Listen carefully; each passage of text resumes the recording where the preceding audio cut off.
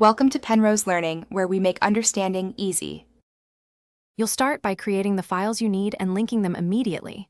Open VS Code in your project folder, then create index. HTML and styles. CSS. In index.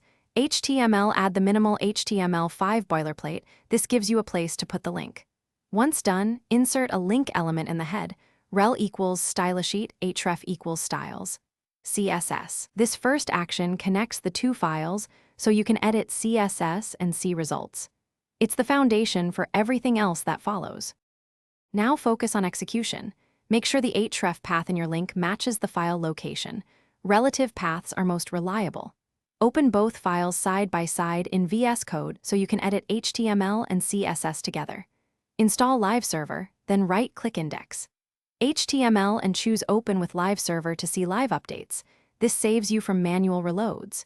Use specific class or ID selectors in your CSS, save frequently, and observe how the linked stylesheet updates the rendered page in real. Finish by validating that styles actually apply. Open Browser DevTools and inspect an element to confirm the computed styles come from styles. CSS. If you don't see changes, make sure the link tag is in head, the href path is exact, and file names match case sensitively. Also clear the browser cache or perform a hard reload. Caching often hides updates. If a rule isn't applied, check selector specificity and order. You'll find why one rule wins over another and fix it fast. Thanks for watching. If this was helpful, leave a like and consider subscribing. See you next time.